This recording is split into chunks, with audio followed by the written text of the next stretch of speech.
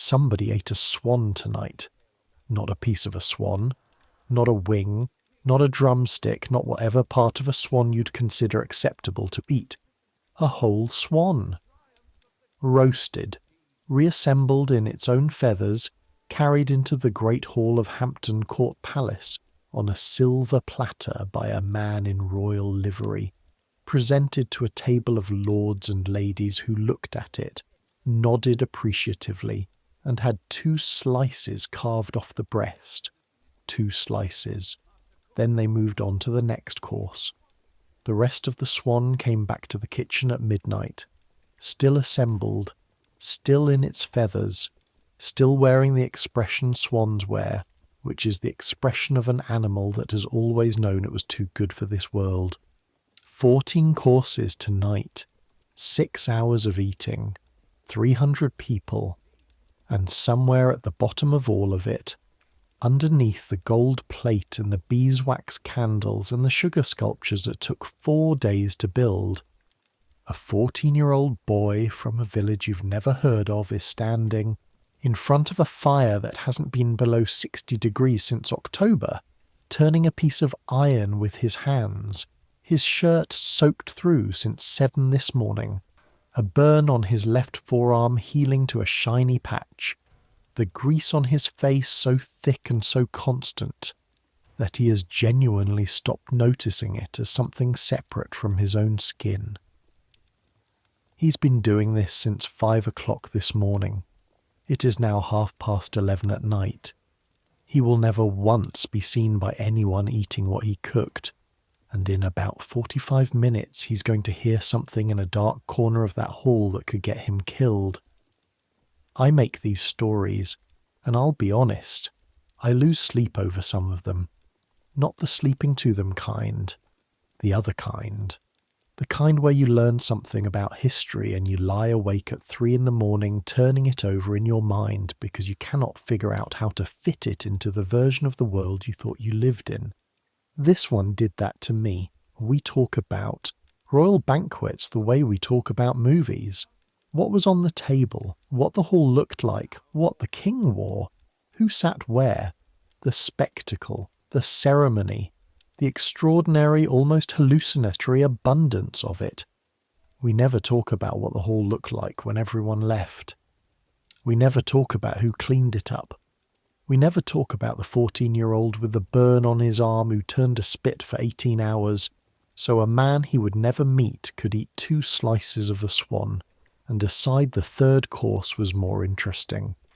We never ask what he heard, or what it cost him to pretend he hadn't. Get comfortable. Here we go. The feast is still going. You can hear it.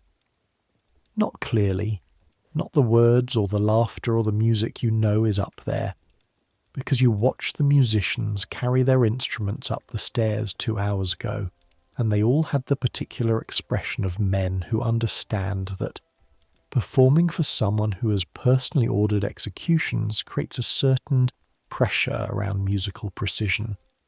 But through the stone floor above your head, through the plaster and the rushes and the 300 bodies doing what 300 bodies do after 9 courses of food and unlimited wine, you can hear it, a low, constant roar, like a river, like a distant storm. That sound is the court of Henry VIII at dinner. You're down here, where the roar originates. There are 2 kitchens at Hampton Court. The great kitchen handles the meat, the roasts, the boiled joints, the enormous pastries filled with whole birds, the confections and subtleties that take the pastry cooks 3 days to construct. The smaller kitchen handles the fish on fast days and the simpler preparations. The great kitchen is where you are right now. It is the size of a small church. The ceiling vaults overhead in stone arches that have absorbed so much smoke they've turned from grey to black, to a deep ancient brown that has become its own colour by now, a colour that doesn't have a name in any language spoken by people who haven't spent a year working under it. There are 6 fireplaces, each wide enough to fit 3 men standing side by side. In each fireplace, something is turning. That's your job. That has been your job for 11 months, 3 weeks, and you've stopped counting the days, actually, because counting days when you wake up at 4 in the morning and stop working at midnight makes the days feel very long indeed. You're a turnspit boy.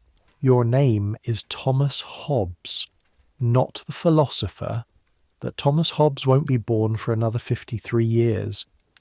Your Thomas Hobbes is 14 years old, from a village called Hartley in Kent, and you arrived at Hampton Court Palace the previous November with a letter of introduction from the village vicar and approximately nothing else. The letter said you were a hard-working boy who could be trusted with responsible tasks. What responsible tasks looked like when you arrived was turning a spit over, a fire for 6 hours without stopping, then washing dishes for another 4 hours, then sleeping on a straw pallet in the corner of the kitchen, and doing it all again tomorrow. You've done this roughly 365 times now. Tonight is different. Tonight is the feast for the return of the king and his, well, nobody's quite sure what to call her. Lady Anne Boleyn, officially. But the way she sits at the high table, the way the king looks at her, the way the servants have been quietly told to treat her chambers as they would treat a queen's chambers, well, everyone knows what's happening. Nobody says it out loud. In the year of our Lord 1532, at the court of Henry VIII, saying things out loud that everyone already knows is a very specific kind of dangerous. Let me explain what the kitchens of Hampton Court actually are, because kitchen doesn't quite cover it. The kitchen complex at Hampton Court isn't a room, it's a compound. There's the great kitchen proper, where the roasting and the main cooking happens. There's the boiling house, which does exactly what it sounds like. Enormous copper cauldrons for boiling joints and making pottages and soups, filled with water drawn from the palace's lead pipes, which are a marvel of engineering and also absolutely do not taste of lead, according to the sergeant of the kitchen, who is either unaware of the taste of lead or unwilling to contemplate what it would mean if he were aware. There's the pastry, where the pastry cooks work in a slightly cooler environment, though slightly cooler in the context of this kitchen complex means it's only perhaps 55 degrees instead of 65, which is the difference between serious discomfort and genuine heat stroke. There's the privy kitchen, which serves the king's own private chambers, and is staffed by a completely separate team of cooks who are not supposed to interact with you. There's the confectionery, where they make the sugar sculptures and the marzipan subtleties. There's the ewery, the pantry, the buttery, the cellar. There's the flesh larder, which smells the way you might expect a room called the flesh larder to smell. And there are the sculleries, where the washing happens, where the mountains of pots and pans and dishes and platters and spits and skewers accumulate hour by hour, and where men and boys work with their arms submerged in hot water, scrubbing things that resist scrubbing, trying to remove grease that has been baked into iron and copper by heat so intense it might as well have welded it there. Right now, at 9 o'clock on a Tuesday evening in October 1532, all of these spaces are operating at full capacity, and you, Thomas Hobbes of Hartley in Kent, are standing in front of the third fireplace from the left, turning a spit on which there is mounted one entire haunch of venison and approximately 8 capons, and your face is the colour of a brick. Your arms ache from the shoulder down. Not a sharp ache, more like a low grinding pressure, like something has been slowly replaced by hot stone over the course of the day. You've been at this since 5 this morning. It is now 9 at night, 16 hours in front of this fire. The heat doesn't feel like heat anymore. It feels like being held. like being grasped by something enormous and warm and not at all benevolent. Your shirt is soaked through. It was soaked through by 7 o'clock and hasn't dried since. The front of it is stiff with grease from the fat dripping off the capons onto the rod and spattering outward whenever the fat hits the coals below. There are patches of your arms, the inner forearms, the wrists, where the skin has thickened and reddened from months of this. The other boys call them fire marks, their version of battle scars.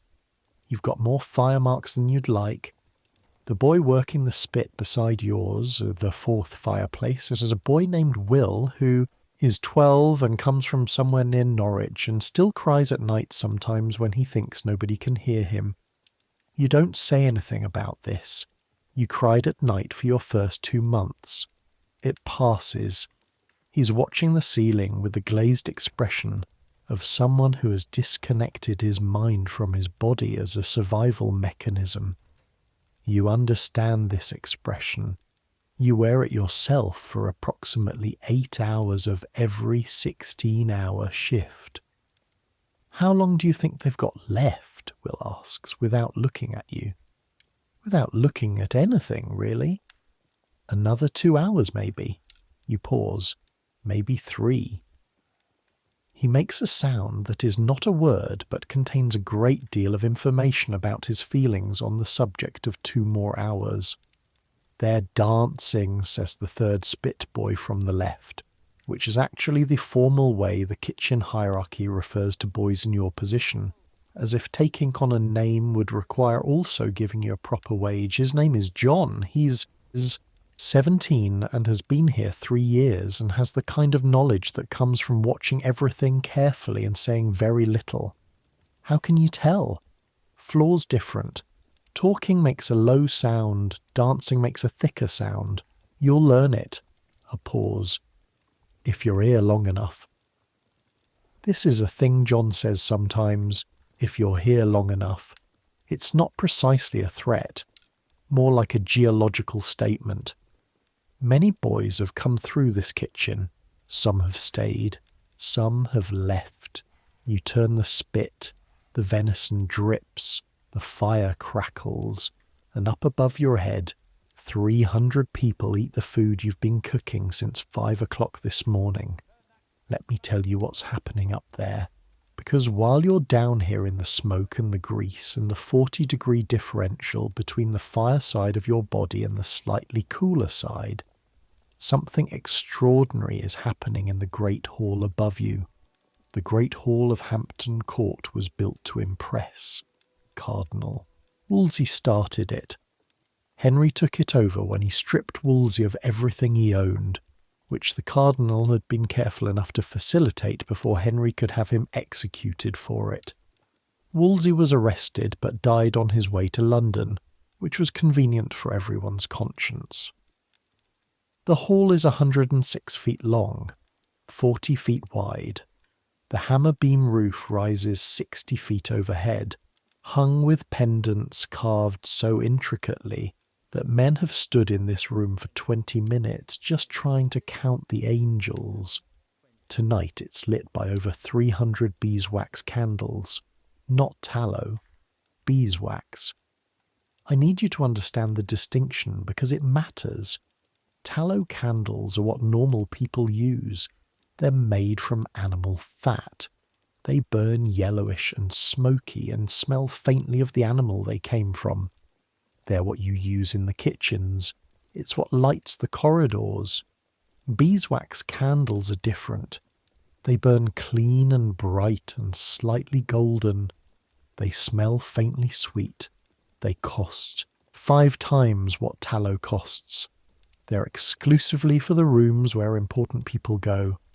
300 of them, blazing in the chandeliers and the wall sconces, turning the great hall into something that approaches daylight even on an October night.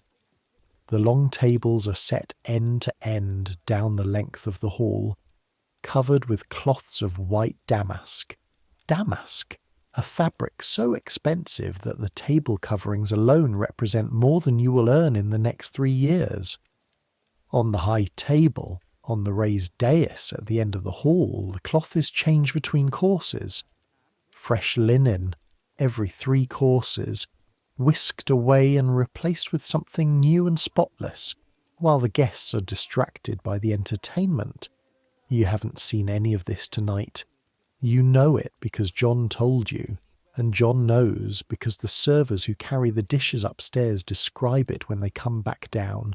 Voices pitched slightly different than normal, like men who've just looked at the sun. The feast began at 6 o'clock. It will end at midnight, or close to it.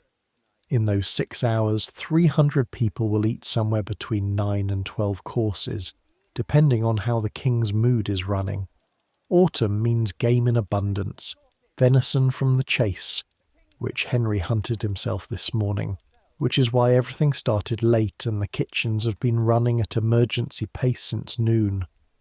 There will be the soups, a pottage of almonds and mutton, fragrant with saffron, a broth of capon that has been simmering since yesterday afternoon, clarified to near transparency.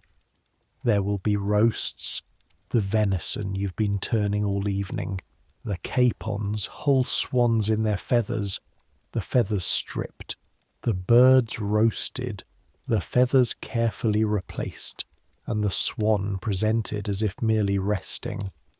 Peacock in the same fashion, a whole pig small enough to have been carried up in one man's arms. There will be pastries, enormous coffins, and yes, that's what they're called, because the word coffin just means box. In this century, the other meaning comes later. Pastry coffins 3 feet across filled with mixtures of fruit and meat and spice that represent weeks of the pastry's work. There will be the subtleties, edible sculptures made of sugar and marzipan and almond paste, shaped into castles and ships, and tonight, some sort of tribute to the voyage to France that the King and Lady Anne have just returned from. 2 weeks ago, the pastry cooks were called to a private meeting with the sergeant of the kitchen. Nobody knows exactly what was discussed, but the subtleties they've been producing since then have been covered and carried upstairs with the reverence of holy relics. There will be music. There will be the minstrel gallery, now filling the hall with the sound of viols and lutes and recorders, and the occasional percussive contribution of someone's drum. There will be a fool somewhere, making the kind of jokes that only work when the person you're making them about is powerful enough to have you executed, but good-humoured enough not to. And there will be the wines, Rhenish wine, Gascon wine, Malmsey, sack, Hippocras, spiced wine that has been prepared in the cellar by men who follow recipes going back to the Crusades. 300 people eating this. 6 hours. That's 900 meals worth of food. And when the feast ends, every single piece of it comes back down here. The roar from upstairs shifts. It happens around 10:30. You notice because the character of the vibration in the stone floor changes. John was right. There is a difference. But this change is different from the dancing. This is quieter. The way a fire sounds right before it goes out. They're at the void, John says. He still hasn't looked up from his spit. The void is the final course. Not a course of food exactly, but a service of hippocras and wafers and comfits. Sweet wine and sweet things. It signals that the eating is nearly over, that the evening is winding toward its conclusion. After the void, the king will rise and the household will rise, and everyone will go to wherever it is they go at the end of a feast, and then the dishes will come down. Get the washing station ready, you hear the sergeant's voice from across the kitchen. His name is Walter Compton, not a nobleman's Walter Compton, just a man who has been in charge of this kitchen for 15 years, and carries the weight of that 15 years in the permanent vertical crease between his eyebrows, and the particular way he moves through a crowded kitchen, which is the way a ship moves through water, everything getting out of his way. You pull the spit back from the fire. Your arms register the change in weight. The venison has shrunk as it cooked, rendered its fat, but it's still heavy, still hot.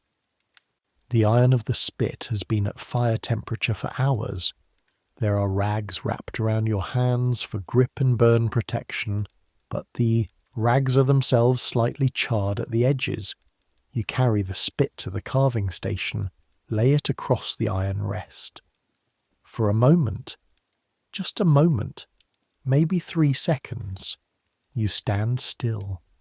Your legs feel like the ground has shifted, like your body has forgotten what it is to not be braced against something. You take a breath. The kitchen air is thick. It sits in your throat with a physical weight, like trying to breathe wool. Smoke and fat in the metallic edge of the copper pots and the background smell of the drains below.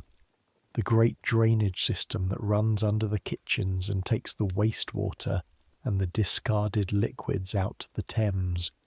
The Thames is 50 yards from where you're standing. You cannot smell it. The kitchen smells stronger than the river. You pick up a wet cloth, start wiping down the spit rod. This is the night, the real night, the one that starts when the feast ends. They come in groups, the servers, the men who carry dishes upstairs and present them to the household, are not the same men who work in the kitchens. They're better dressed, better paid, more important. They have titles like gentleman usher and yeoman of the chamber and groom of the privy chamber, and these titles mean specific things about where in the palace they're allowed to go and who they're allowed to look at directly. When they come back to the kitchens, they look different, dishevelled in the controlled way of men who've been performing a version of themselves for 4 hours, slightly flushed from the wine, from the heat of the hall, from the proximity of 300 people in a space lit by 300 candles. Their livery is spotless on the front, but you can see the backs sometimes, and the backs tell a different story. They carry dishes. The first wave is from the lower tables. The gentlemen and yeomen who eat at the long tables in the hall, not the king's table, not the high table, but the tables of the household who have earned the right to eat in the great hall itself rather than in their own quarters. Their dishes come down first because they finish first. Less wine, fewer courses, the entire structure of the feast compressed for them. They eat better than servants, but not as well as lords. The dishes they bring back are stripped, almost clean. A few gnawed bones, smears of sauce on pewter plates that catch the kitchen light. Bread trenchers, bread used as plates, which absorbs the juices and sauces, and is then, by tradition, given to the alms box for the poor at the gates. The trenchers smell of the feast, like a concentrated version of everything that happened upstairs. You pick one up. You're not supposed to, but the servers have put them in the corner and walked away, and there are a few seconds, and you smell it. Venison, spice, something sweet. Wine that's soaked into the bread. You put it down. Around you, the washing is starting.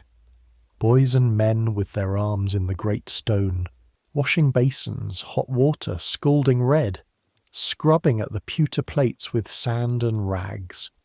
The sand is abrasive enough to strip the grease. Combined with the hot water and the lye soap that the kitchen uses, a soap that will also strip the first layer of your skin if you're not careful, and sometimes even if you are, it removes most of what needs removing. Most. Some things stay. The great copper pots take 3 men to lift when they're full. They take an hour to clean properly. You've done it. The inside of a copper stock pot after 6 hours of boiling bones is not an experience that improves with description. An hour later, the real dishes start coming down. These are from the high table, from the lords and ladies and the most senior members of the household. These dishes are different. They're silver, real silver, some of them gold-plated. The sergeant of the kitchen counts every piece. This is not ceremonial. This is practical. Silver dishes have a way of disappearing between the hall and the kitchen, through pockets and under cloaks and in bags that shouldn't be bags. And the sergeant has been working in royal service long enough to know exactly what everything weighs and how many pieces there should be. 37, he says, counting plates. 38, 39. He stops, looks up, looks at the server who brought this particular tray. The server meets his eyes without flinching. Where's the 40th? The king kept it, sir. His Majesty was using it as a... There was an incident with the hippocras. Fine, mark it. Where's the 40th fork? The counting continues. You watch from your position at the washing basin. You've been assigned to the secondary washing station tonight, which handles the serving dishes rather than the plates, and which means you'll be here until at least 2 in the morning. Your arms are in water up to the elbows. The water is hot enough to be uncomfortable, but not quite hot enough to be dangerous. And the line between those two things narrows as the night goes on, and the water cools and has to be refreshed from the heated cauldrons, and the refreshing is done with a ladle, and not always carefully. And you have a burn on your left forearm from 3 weeks ago that has healed to a shiny patch, and you are aware of it at all times when the ladle comes near. The dishes from the high table are different from the lower tables in another way. The food on them is different, not gone, not stripped. Some of it is barely touched. You see a platter come in with most of a roast swan still on it. The swan has been carved, 2 or 3 slices taken from the breast, but the rest is intact, still wearing its reassembled feathers, still positioned on the platter in the attitude of peaceful resting that the servers arranged it in when they carried it upstairs.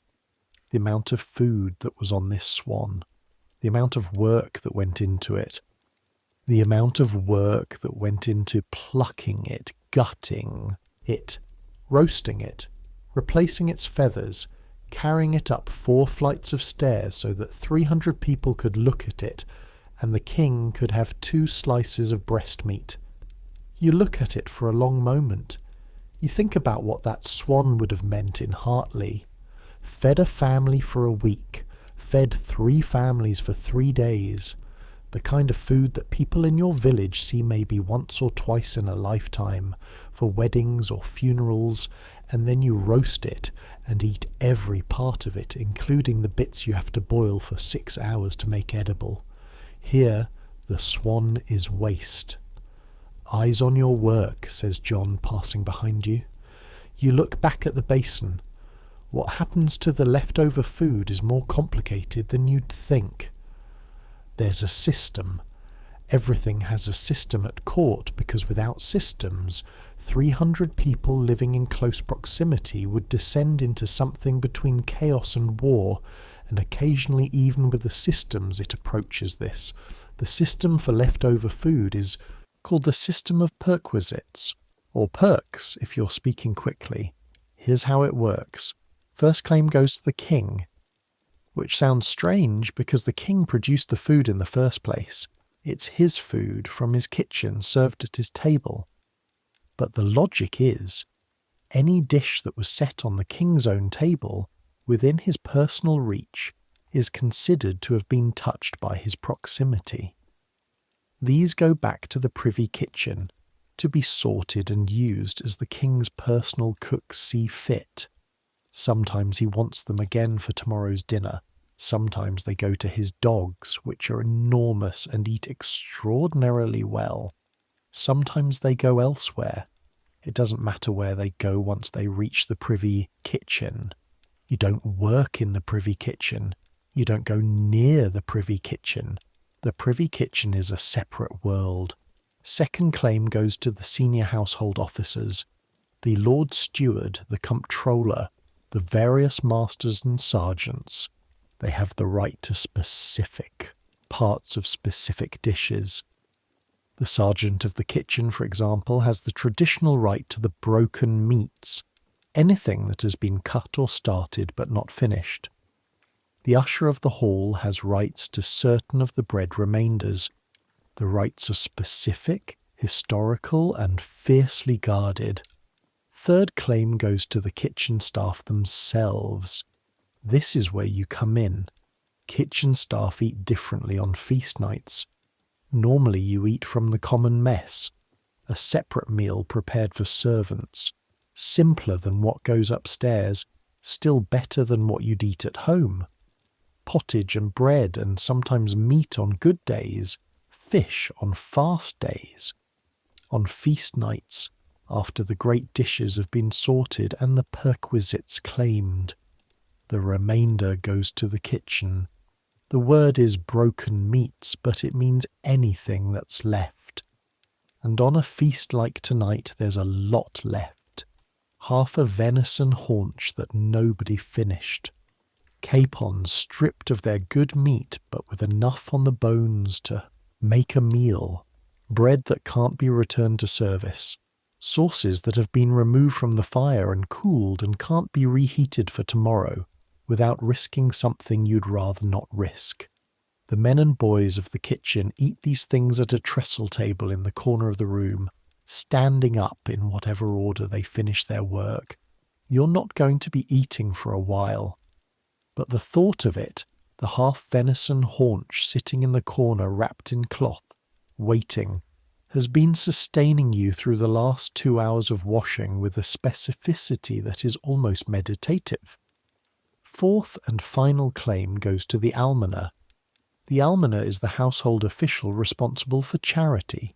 His job, among other things, is to collect the remainder of the feast leftovers, everything that hasn't been claimed by someone else, and distribute it to the poor at the palace gates. Every night, at some point after the feast ends, there are people at the gates. You don't see them from inside. But John has described it. A line of people outside the main gate, torches burning, a crowd that starts forming hours before the feast begins, because word travels about when the king is eating. Families, old men, women with children, people who have walked from the city or from the villages nearby because they know that on feast nights, if you wait long enough at the right gate, the almoner's men will come out with baskets. What's in those baskets has fed those people. A royal feast generates enough leftover food to feed 50 families for a day. This fact sits with you. You don't know what to do with it. There's no conclusion to draw exactly. It's just a fact about the world you live in. The king eats swans. The poor wait at the gates. The almoner moves between them. This is the system. Keep moving, John says, not unkindly. He says it the way you say it to someone who's gotten lost in their thoughts, while their hands have stopped working, which is what you've been doing. You put your hands back in the water. It happens around midnight. The sergeant of the kitchen appears in front of you without having made any sound of approach, which is a skill you've never seen adequately explained, and which you've decided must be taught separately from cooking, perhaps in a course called Advanced Terrifying Your Staff. You, he says, and you. He's pointing at you and at a boy named Matthew who works the scullery and is older than you by 2 years and larger by approximately a third. Yes, sir. Great hall needs clearing. The hall staff are short-handed. 3 men sick, apparently, which I find suspicious given the timing, but am choosing not to investigate tonight.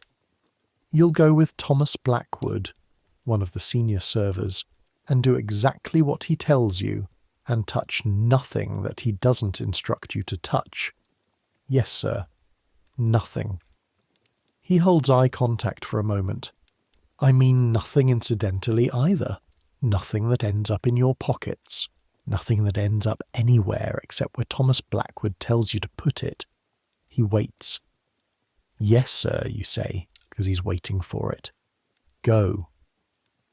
You've been in the Great Hall twice. Once on the day you arrived at Hampton Court, when a man named Richard guided you through the palace to the kitchens and took you through the Great Hall as a shortcut, and you were so overwhelmed by everything that the Great Hall barely registered separately from everything else. Once, 6 months ago, on a day when the king was away and the hall was empty and one of the senior servers let you in for about 30 seconds to look, because he'd noticed you pressing your face to the door once or twice when you thought nobody was watching. Both times it was empty. Thomas Blackwood leads you up 2 flights of stairs and through a door that requires him to produce a key from his belt to unlock, and then you're in a corridor that smells different from anything below. Beeswax, that's what it is. Clean and faintly sweet, cutting through the stone and smoke smell of the rest of the palace like a thread of gold through grey wool. And sound, music, diminishing.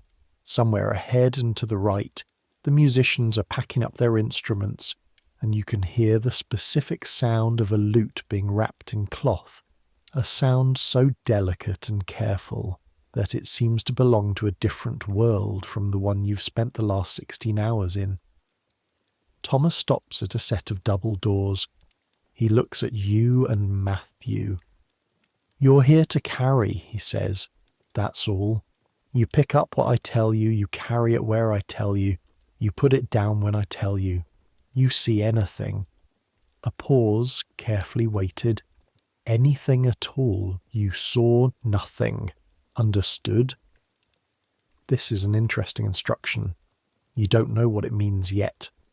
Understood, says Matthew. Understood, you say. Thomas pushes open the doors. The smell hits you first.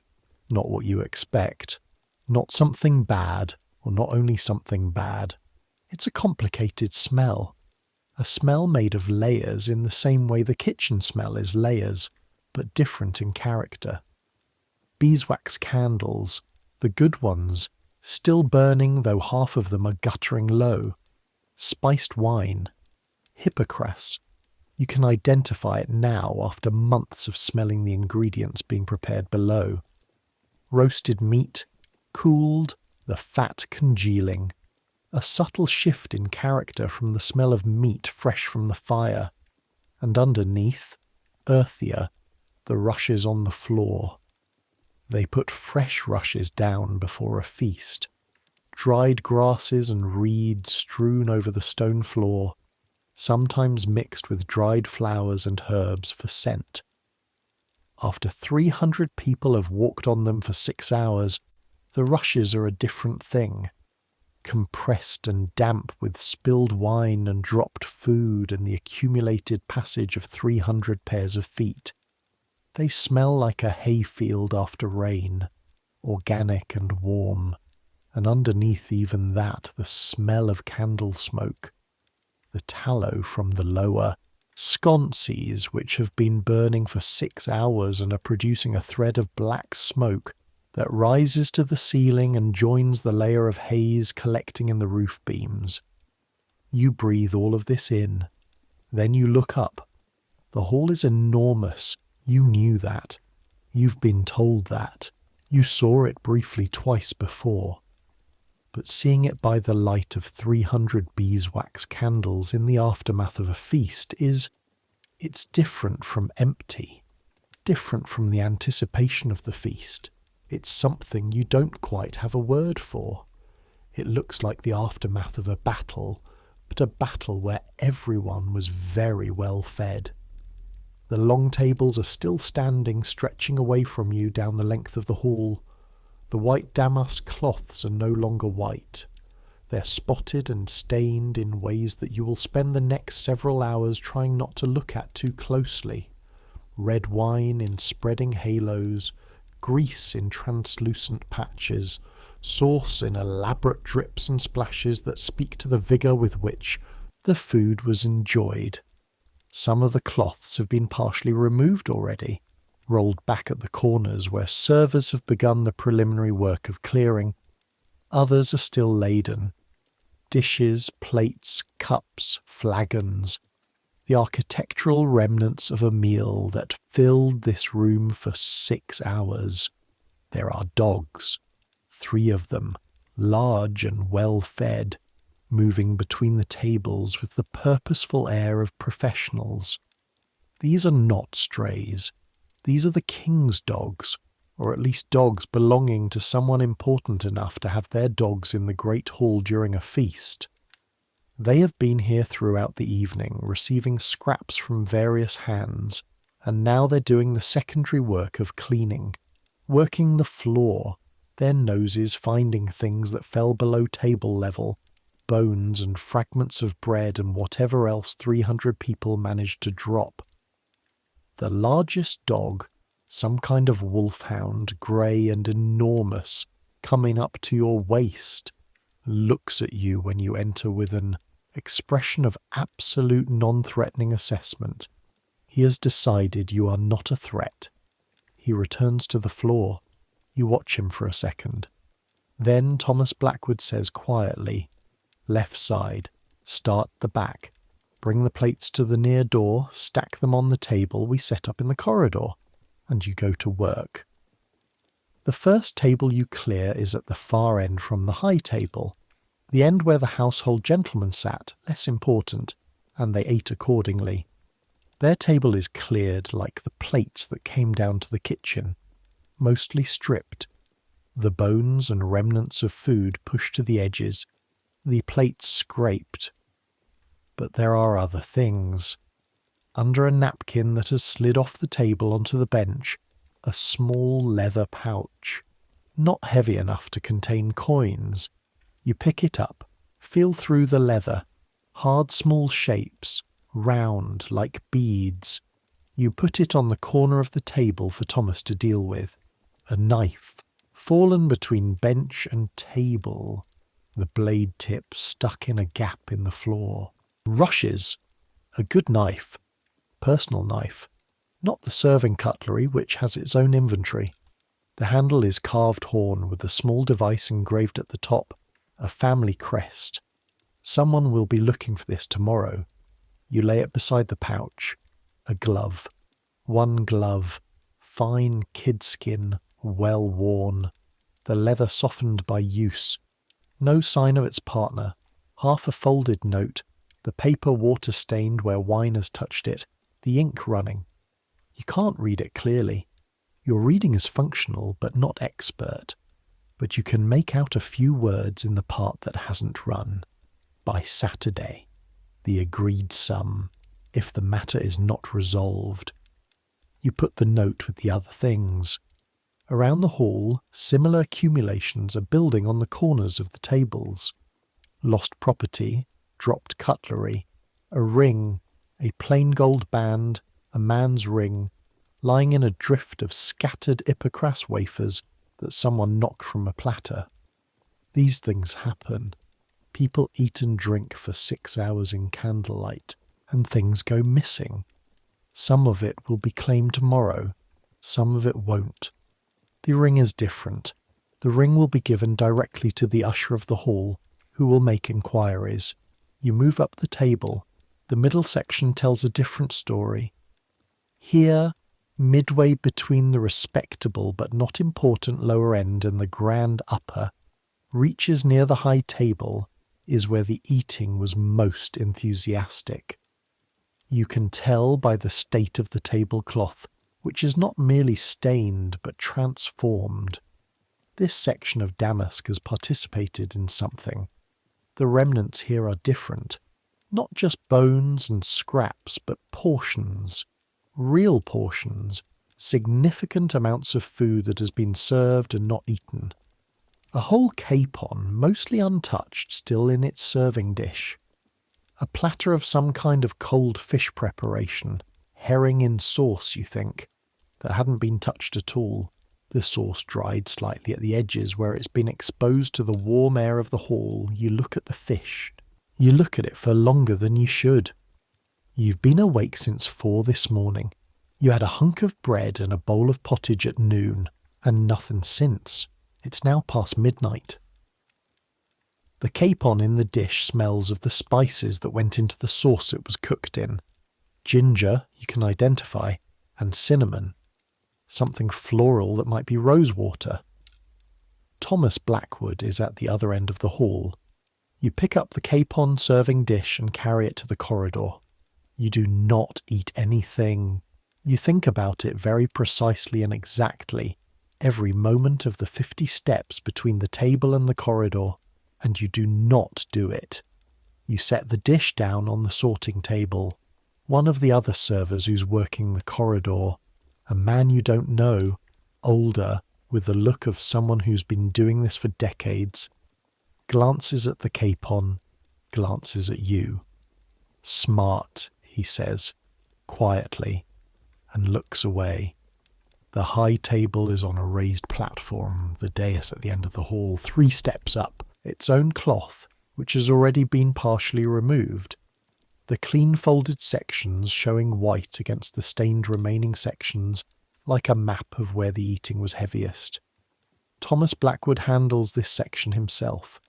You and Matthew are directed to collect the serving dishes and remove them. The dishes themselves, not the food on them. The food on the high table dishes is handled differently. This is where the perquisites of the comptroller and the senior officers apply, and nothing from the high table goes anywhere before it's been reviewed. But you're here, picking up dishes, and the high table is close. Let me tell you what you see. The dishes on the high table are not like the dishes below. Below, even on the good tables, the dishes are pewter. Well-made pewter, heavy and solid, but pewter. The light from the candles gives it a flat greyish shine. The high table has silver. Actual silver, the kind you've seen being counted downstairs. Plates and dishes and serving. Platters. The candlelight making them glow warm as honey. Cups of silver gilt. The gold catching the last of the beeswax light. And the food that's on them. You've been cooking food all day. You know what food smells like. You know what food looks like before it goes upstairs and before it comes back down. What's on the high table dishes is different from what comes back to the kitchen. The kitchen dishes come back stripped, efficient, the result of 300 people who are hungry and eating well. The high table dishes come back different. Different in a way that is harder to describe. Here, a dish that contains some sort of elaborate preparation of fish in a cream sauce, fragrant with saffron, the kind of dish that the saucier spent 2 hours preparing this morning. The dish has been tasted, maybe a third of it eaten. The remainder sits in its sauce, cooled, still beautiful. Here, an entire subtlety, an edible sculpture made of marzipan and sugar, shaped as a ship with sails, of spun sugar and tiny figures of men on the deck. It's 3 feet long. It would have taken the confectionery staff 4 days to produce it. One of the sails is broken. The prow has a bite taken out of it. The rest is untouched. Here, a platter of roasted larks. Tiny birds. A delicacy. The kind of thing that requires catching dozens of larks and roasting them on small spits and arranging them on a platter in a pattern. There are probably 40 larks here. Half a dozen have been eaten. The rest remain in their pattern, tiny and perfect and cold. You pick up the platter of larks. Your arms take the weight. You carry them to the corridor. The man at the sorting table glances at the platter, doesn't say anything, marks something on his tally. The hall empties gradually. Thomas Blackwood works methodically. The other servers drift in and out, carrying things. The dogs patrol. At some point around 1 in the morning. You can't be sure of the exact time because there's no clock in the hall, and you've lost track of time in the way you always lose track after midnight. You're working the far left side of the hall near the screens passage, which is the area between the hall proper and the serving area. The candles on this side are almost out. 3 or 4 guttering stubs, throwing more shadow than light. Thomas has gone to the corridor. Matthew is somewhere in the middle of the hall. The other servers are elsewhere. You are alone in a pool of near darkness picking up plates. And that's when you hear the voices. Low. Very low. Not in the hall. Not quite. Through the screens in the passage beyond. 2 men. You freeze. This is instinctive. Not a decision. Just voices where voices shouldn't be. And your body stops moving before your mind catches up. The words are indistinct. Murmured, deliberate. The kind of murmur that is specifically designed to not carry. You're holding a pewter plate. It's heavy. Your arms are still. The faintest sound of metal scraping. Stone would be audible in this silence, so you hold it entirely still and you breathe as shallowly as possible and you listen. You can't make out complete sentences. Fragments. The letter reached him. I was assured.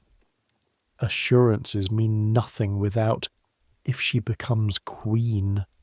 And then a gap you can't fill because the wolfhound has moved somewhere in the hall, and his nails on the stone floor make a sound like rain. The dispensation from Rome will never. Then we proceed without Rome. Silence. The kind of silence where no one speaks because what was just said is too significant to speak over. You are not breathing. You've become very specifically aware that you are not breathing, and that you need to breathe eventually, and that when you do, it needs to be silent. Breathe. You breathe. The voices again, lower. Dangerous for everyone who, I know the risk. No. More definite now, with a quiet intensity that you feel rather than hear. You know what you think. The risk is, the king's moods change. The ones who are safe in the morning have not always been safe by evening. A pause. I am aware of that. Then you're aware that this conversation didn't happen. A pause. This conversation has never happened. Footsteps. Moving away from you, away from the screen's passage into the palace proper, and then silence. You stand in your pool of near darkness with a pewter plate in your hands, and your heart making a sound against your ribs that you're fairly sure is audible throughout the hall. You don't move for what feels like a very long time. The wolfhound appears out of the shadows and looks at you with his calm yellow eyes. He sniffs your hand. He walks away. You do not tell Thomas Blackwood what you heard. You do not tell Matthew. You finish clearing the left side of the hall with the careful mechanical movements of someone who is performing normality, because the alternative is to think about what you just heard, and thinking about what you just heard in this hall, in this palace, in this year, is not a thing you want to do. If she becomes queen, the dispensation from Rome will never. Then we proceed without Rome. You know, everyone knows, in the way that everyone at court knows things, that the question of whether Lady Anne Boleyn will become queen is the question that is eating the court alive, that the king wants his marriage to Catherine of Aragon dissolved, and the Pope won't dissolve it, and that the people who have been proposing solutions to this problem have been getting themselves into varying degrees of trouble. You are 14 years old. You are a kitchen boy. You're not supposed to have any opinions about any of this. And you don't. You specifically don't. You're carefully, deliberately, permanently opinionless on the subject. But you are also aware, with a clarity that comes from being in this environment for nearly a year, that 2 men discussing this subject in a darkened hall after a royal feast, specifically in a way designed to not be overheard, are men who are discussing something they know is dangerous. And you heard them. And they don't know that. Let me tell you something about the Tudor court in 1532 that the history books sometimes miss because they're focused on the kings and queens and the people whose names we remember. The people whose names we don't remember are the ones who are dangerous to know, not because of who they were, because of what they knew. Courts run on information, on who knows what and who they told and who told them. Every whispered conversation, every intercepted letter, every dropped remark overheard by a servant. All of it feeds a machine of political intelligence that surrounds the king like a second skin. The men who run that machine, the king's spies, the council's informants, the men whose job it is to know what's being said in dark corners, they are everywhere. You're not one of them. You are genuinely just a kitchen boy. But you are aware, with the particular awareness of someone who has spent a year learning the hierarchies of a royal household, that if the wrong person found out you had heard something like what you just heard, the question of what you'd heard would matter far less than the question of what you'd done with it. You have done nothing with it. You plan to continue to do nothing with it. You pick up another plate. An hour later, the tables are almost clear. The tablecloths have been folded, carefully, by Thomas and one of the senior servers, using a specific technique that involves never letting the stained side touch the clean fold, and storing the cloths in a way that marks which parts need laundering, and which can be stored, and which are beyond recovery. The silver and gold plate has been counted, recounted, logged in Thomas's small book, and carried to the silver pantry under a guard.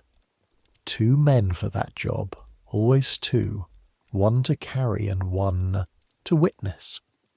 The dishes and the serving platters and the cups and the flagons have been sent down to the kitchens in relay, where they are either in the washing basins already or waiting their turn in piles that have grown in the hour you've been upstairs.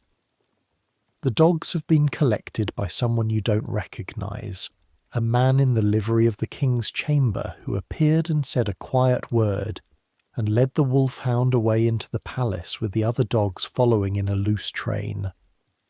The rush matting on the floor has been swept into piles.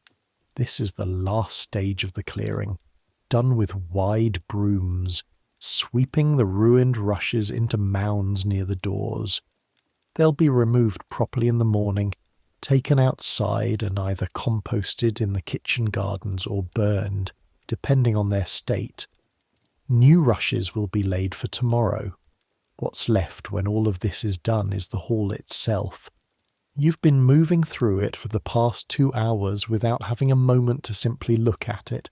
Always something in your hands, always a direction you are going. Now, for a moment, Matthew has gone to get another broom. Thomas is at the far end checking the tally. You stop. You're standing in the middle of the great hall of Hampton Court at 1:30 in the morning, after the feast. The candles are almost all out. 3 or 4 remain at the high table end, and they cast a light that barely reaches the middle of the hall. The rest is shadow.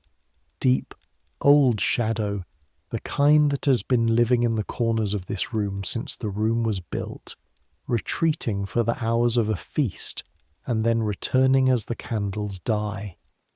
The hammer-beam roof is invisible. It's up there somewhere in the darkness, the angels and the carved pendants and the oak beams that have been here for half a century, but you can't see them. There's just ceiling darkness, vague and enormous. The floor is covered in the remnants of the sweeping, bits of rush, breadcrumbs, dark spots where wine soaked, through the rushes and into the stone beneath. The high table is on its dais, the cloth partially removed. The remaining cloth is grey in the low light. The benches are pushed back at odd angles, the way they were left when 300 people stood to leave.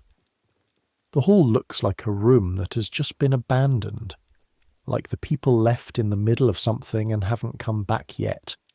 But they're not coming back.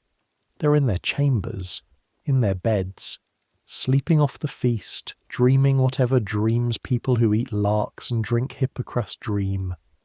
And you're here. You realise you're cold. For the first time in 16 hours, you're cold. The fires in the kitchen are still burning. They burn all night, banked low. But up here, in the hall, there are no fires. The candles don't produce enough heat to matter. The stone walls have been absorbing heat all day, but now they're releasing it, and the release isn't warmth so much as the removal of cold. Your shirt is still damp, from hours of kitchen sweat. The damp is cold now. You start moving again. Thomas Blackwood leaves at 2 o'clock. His shift officially ended at midnight, and he's been working on borrowed time.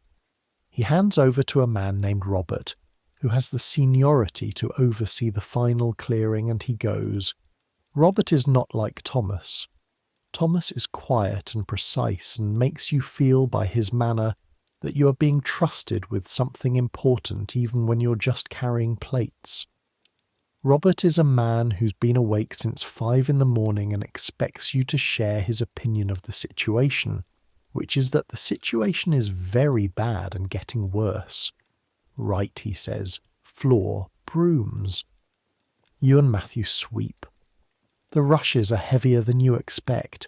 They've absorbed spilled liquid all evening, and they've compressed under foot traffic, and they smell now of the feast in the way that damp things smell of what they've soaked up, sweet and sour together, wine and food and the accumulated damp of 300 people in an enclosed space for 6 hours. You sweep them into piles near the side doors. Your arms work automatically. Your mind is doing something else.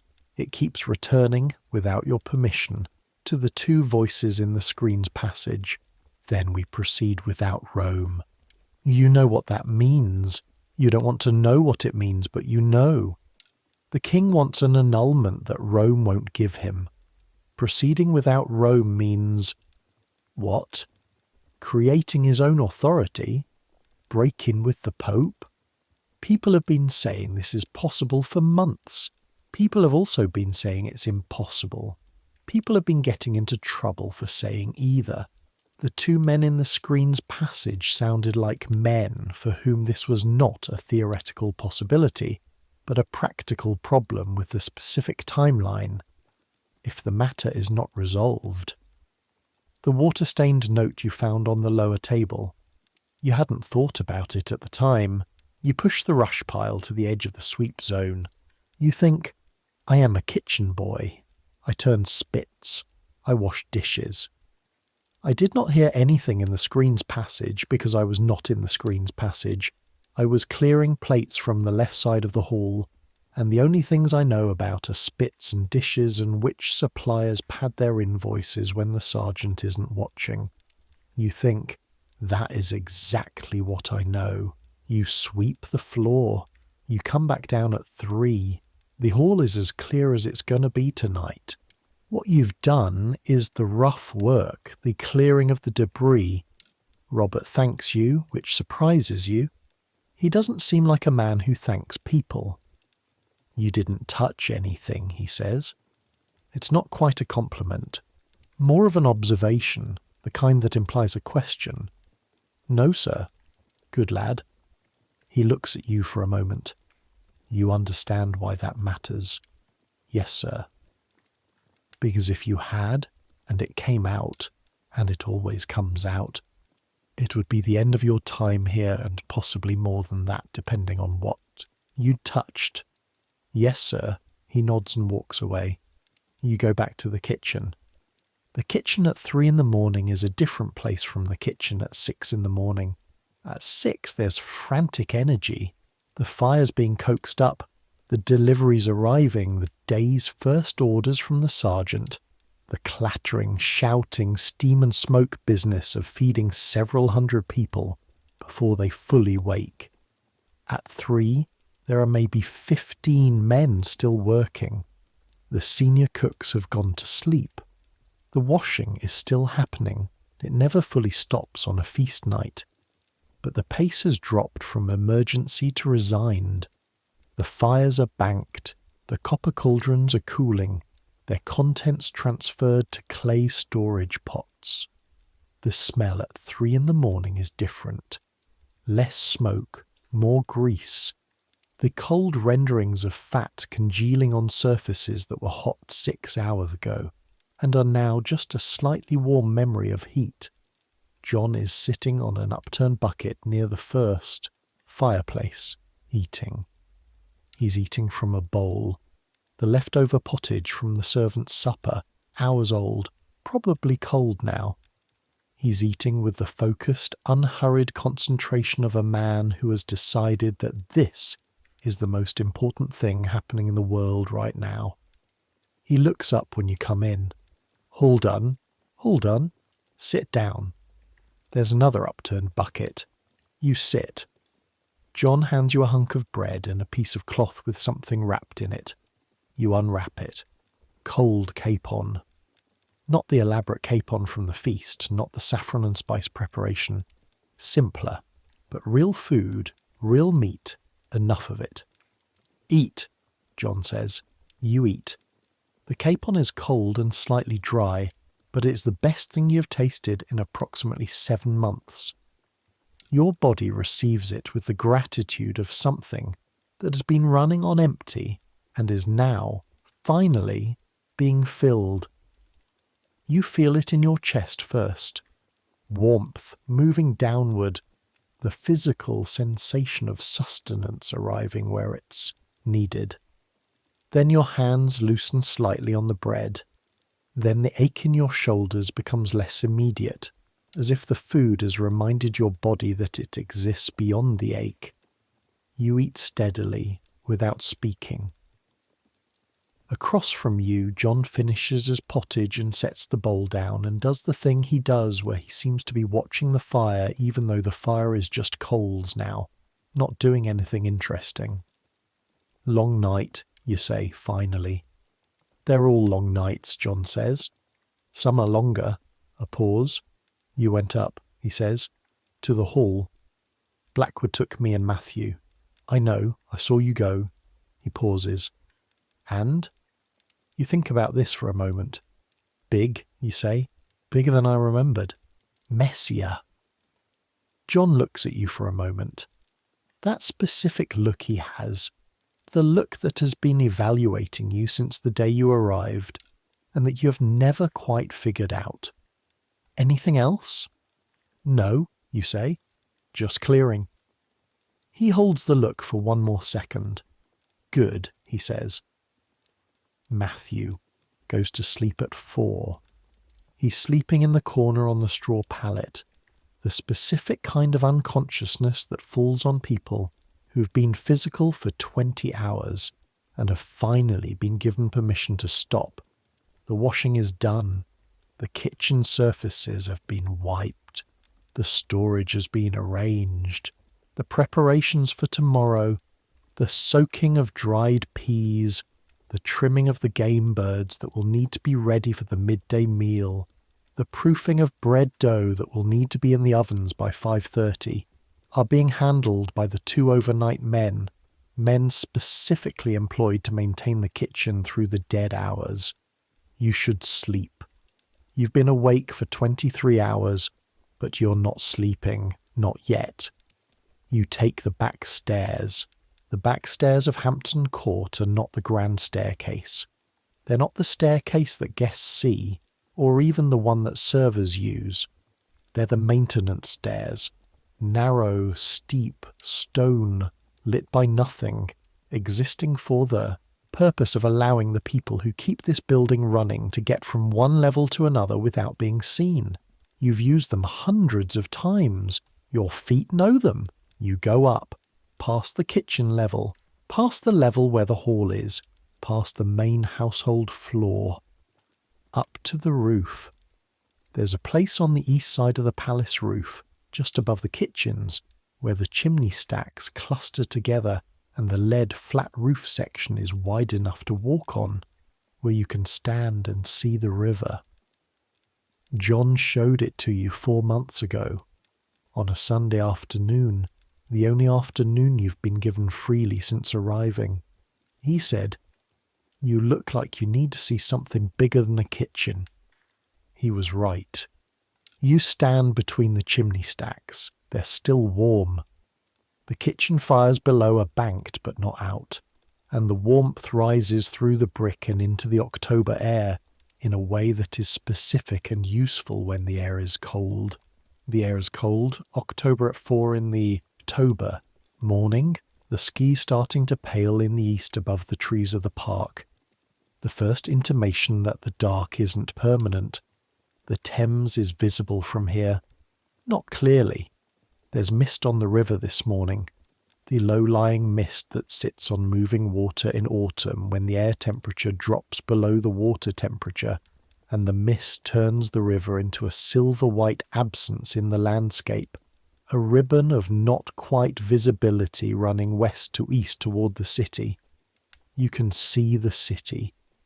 Not clearly, but the bulk of it is there in the eastern sky, darker than the sky around it, a mass of rooftops and spires and rising smoke that makes its own weather. The sun isn't up yet. The eastern horizon is lightening to grey, then to a pale gold at the very edge, but London is visible against that lightening sky as a density, a weight. 10 miles. Hampton Court to London is 10 miles. You can see it from here. You lean against a chimney stack. The brick is warm against your back. Your shirt is dry now. It dried during the hour of sweeping in the cooler hall, the kitchen sweat finally evaporating, leaving behind a stiffness in the cloth that tells its own story of the evening. The mist on the river moves. It doesn't blow. There's no wind. It moves the way water moves, with the current. You can see the shapes of boats in it, dark forms that appear and disappear. The night watermen, the ones who work the river in the hours when most people don't, carrying whatever it is that needs to be carried before the city wakes. This is the same river that carries ships to the sea, the same river that brought the cargoes to the wharves, the dried spices that came in with the autumn deliveries, cinnamon and ginger and nutmeg, packed in barrels that smell of somewhere hot and distant, unloaded from ships that came around the Cape and up the Channel and into the Thames. Tonight you cooked with those spices. Tonight they flavoured the sauces that went on the venison that went on the high table where the king ate 2 slices. The river connects this palace to the world. Standing here, looking at it, with the city in the distance and the mist on the water and the sky getting slowly lighter above the trees, you feel, for the first time in a long time, maybe the first time since you arrived, a specific feeling that is not exhaustion and not hunger and not the low-grade anxiety of not knowing if you're doing things correctly. Something quieter, something that has to do with scale. Here is what you know about the feast you just spent the night cleaning up after. The king ate tonight. The King of England, the most powerful man in the country, possibly one of the most powerful men in the world, sat at a table 50 feet from where you were turning spits, and he ate food that you spent 16 hours preparing. He ate venison that you helped roast. He ate from dishes that are now in the washing basins below, waiting their turn. His leftover food went to the poor at the gates, who stood in the dark for hours to receive it. His feast generated enough mess to employ 40 people through the night. His court spent 6 hours eating and 6 more hours sleeping off the eating, and tomorrow it will happen again. Not a feast, but a proper dinner. The household fed twice a day every day. The same enormous machine of provisioning and cooking and serving and clearing, grinding forward without pause. You're one very small gear in that machine. 14 years old, from Hartley in Kent, knows how to turn a spit, knows how to wash a copper pot, knows which route to take through the service corridors to avoid running into someone who will ask you an inconvenient question. You know something now that you didn't know this morning. You heard two men talking about the future of England maybe. In the way that these things work, a king wanting one thing, a pope refusing another, two men in a dark passage deciding that the impasse needs to be broken regardless of what Rome says. Within a year of tonight, the king will marry Anne Boleyn. Within 2 years, the Church of England will formally separate from Rome, with the king as its head. Within 3 years, the men who opposed this, Thomas More, John Fisher, others, will be dead. History will call this the English Reformation. You will call it the year you turned 14 and worked in a kitchen. Both things are true. Both things are completely true, at the same time, in the same place. The sun comes up at 6:43. You know this because the palace clock strikes 6:30 while you're still on the roof, and you watch the sky lighten for the next 13 minutes until the actual edge of the sun clears the tree line of the park to the east. October sunrise is cold. The light comes in low, parallel to the ground, the way autumn light does, and it hits the mist on the river and turns it from silver white to gold, and then, as the sun lifts, to a pale orange that would be beautiful in a painting, and is quite beautiful in person too, though you have no reference for thinking about things in terms of paintings. The chimney stacks around you cast long shadows westward across the roof. Your breath is visible. Your feet have been cold for an hour, but the warmth from the chimney brick has kept your back comfortable. And there's an argument to be made that standing on a roof in October at dawn is a more comfortable way to spend an hour than sleeping on a straw pallet in the kitchens. Though that argument depends heavily on how you weight the feeling of being outside in the world against being horizontal. Below you, the kitchen begins to wake. You can feel it before you hear it, a vibration through the brick, through the soles of your feet, as the fires are coaxed back up and the first pots go on the heat, and the overnight men hand over to the early morning men. The palace is waking. Soon the corridors will fill with the household, stirring. The chamber servants going to light fires in the private rooms, the kitchen deliveries arriving at the service gate, and somewhere in the palace, in chambers you've never seen and won't see, two men who talked in the dark about proceeding without Rome are waking up and beginning another day of doing whatever it is that men with those kinds of conversations do. You don't know their names. You don't know their faces. You only know their voices, filtered through stone and shadow. You know that hearing those voices was a thing you didn't want and don't want and are going to spend a considerable amount of effort not thinking about. The sun is up. You go back down. The back stairs are brighter now, daylight coming through the small slit windows, and for a moment the narrowness of the stairs and the tightness of the walls after the open roof and the open sky feels like compression. The kitchen is alive. The fires are up. Not to feast height, but to working height, the coals glowing properly, the heat building again. The first deliveries are in. You pass a man carrying a basket of bread from the palace's own bakehouse. The bread still warm, the smell of it cutting through the kitchen atmosphere with a cleanness that makes your stomach register. John is at the first spit. He's threading it, preparing the first bird of the morning, a capon for the midday service. His hands work with the fluency of years.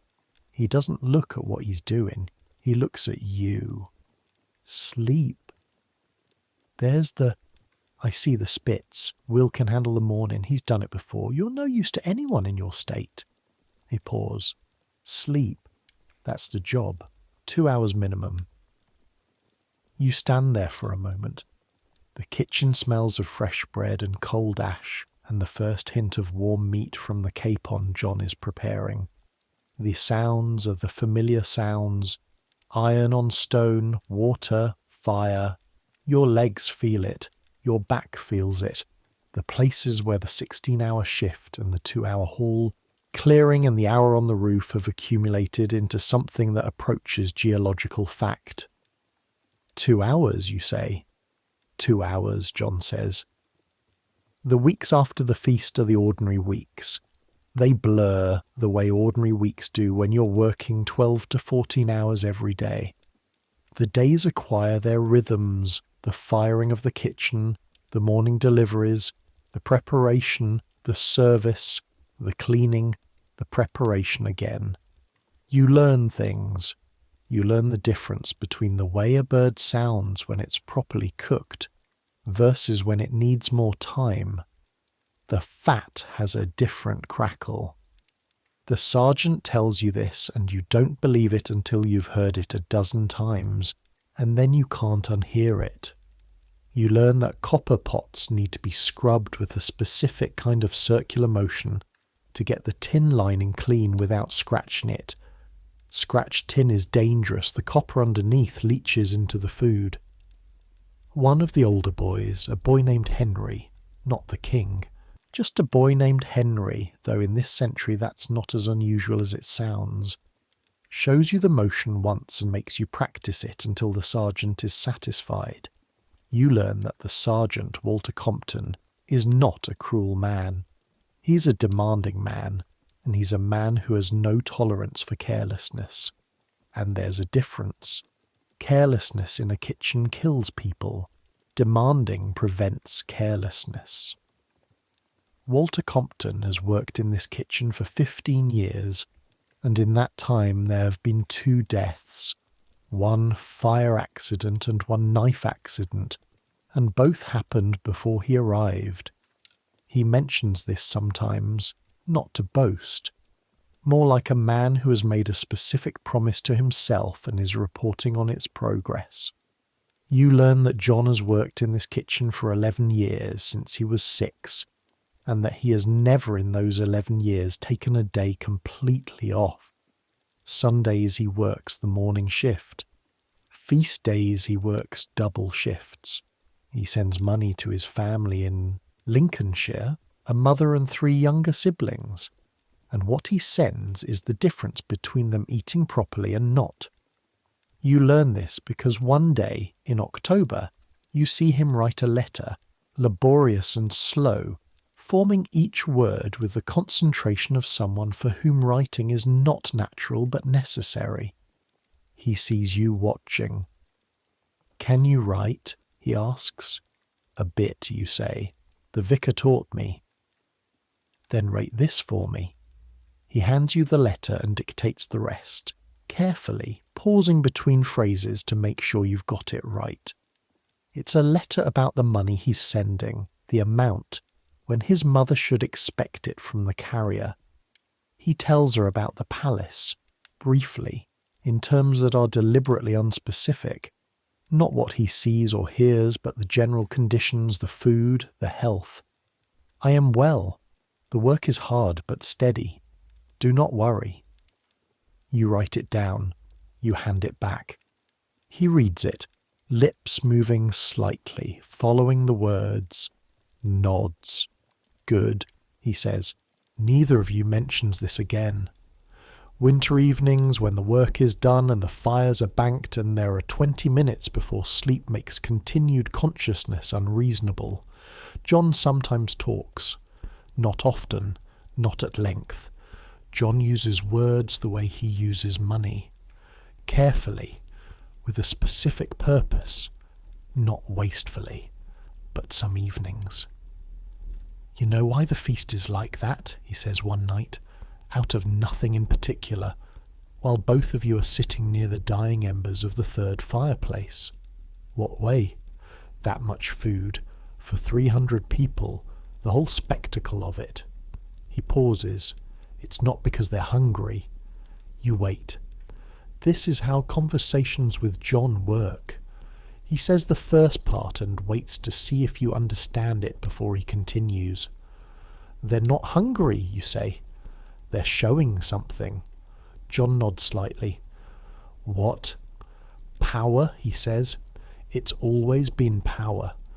You want people to understand that you're important, that you're not the same as them, that you matter in ways they can't quite reach. You feed them. You do it on a scale that they can't imagine. The king doesn't eat 12 courses because he needs 12 courses." A pause. "Though I will say, the king does eat quite a lot. He's a big man.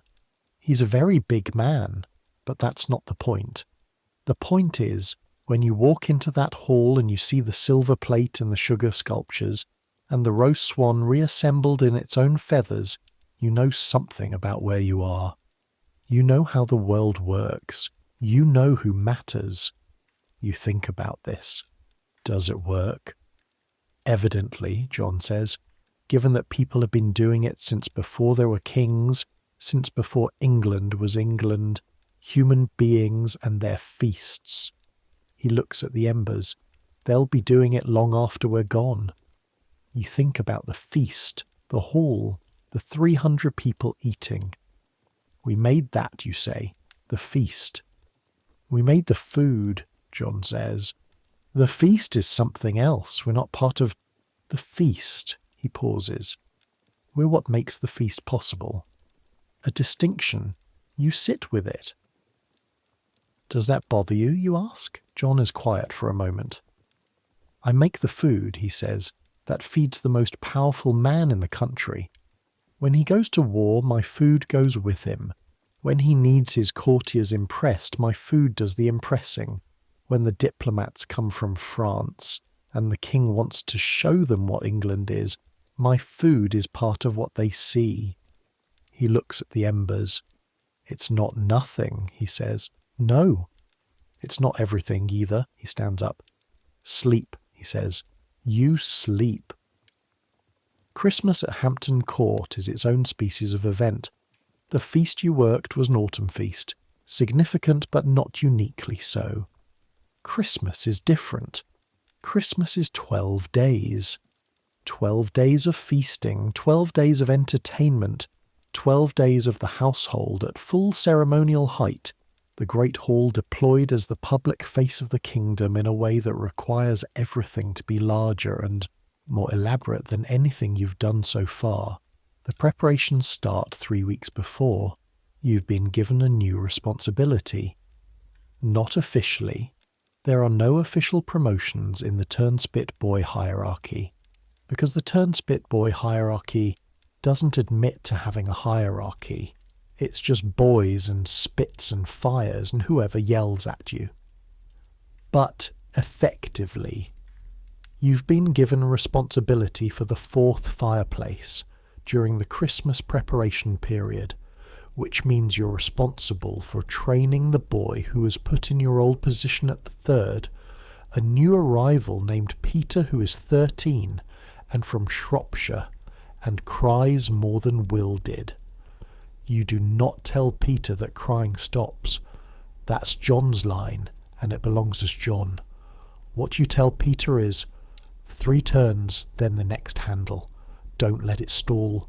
If you feel it stall, tell me, not the sergeant. I can fix it. The sergeant will assume it's your fault. Is it my fault? Usually, but not always, and it's better to know before. You get yelled at. Peter nods. He turns the spit. 3 turns, next handle, 3 turns, exactly right. Good, you say. The sergeant takes a tour of the pastry on Christmas Eve.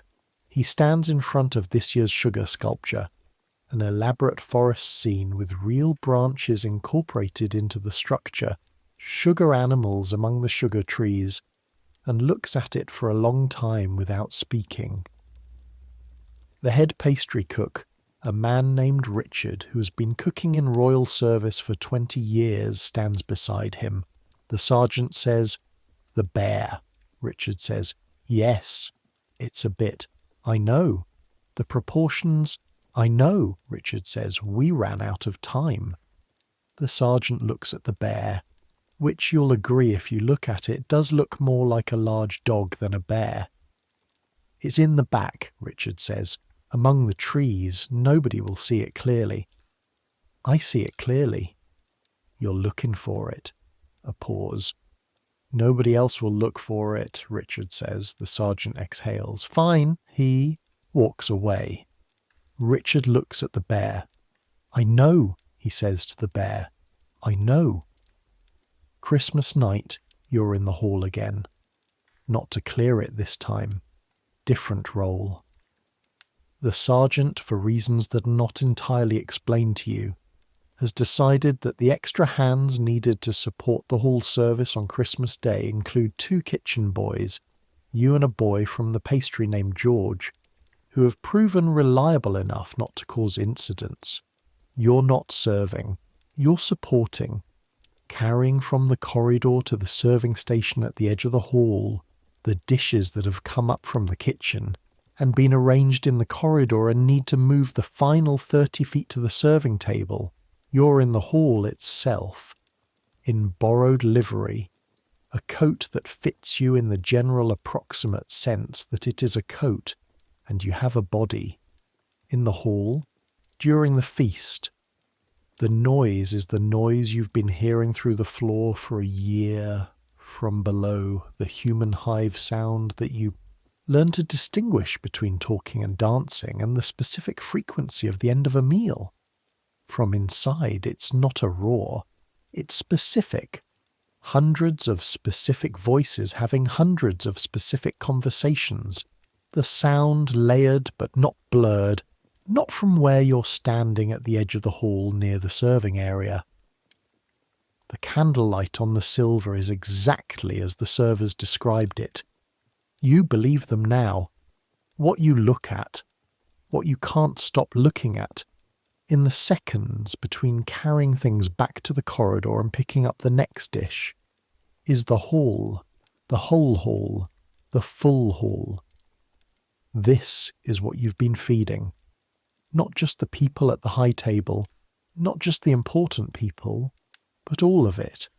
Every table, every bench, every person eating and drinking and talking and occasionally laughing too loudly. All of this came from the kitchen, came from the fires you turned spits over, came from the washing and the preparation and the 16-hour days. The hall is alive because the kitchen was alive first. The feast exists because of work you can't see from here. At some point, maybe an hour in, a man at one of the lower tables reaches out and takes something from the platter you're carrying. You freeze. He's a large man, red-faced, sweating, in the grip of the middle portion of a very enthusiastic feast. He's taken a piece of bread. He holds it, looks at you, and then, with the slightly unfocused expression of someone who has discovered, mid-gesture, that he may have done something unusual, "Sorry." "Not at all, sir," you say, because that is what you say, and you continue to the serving table.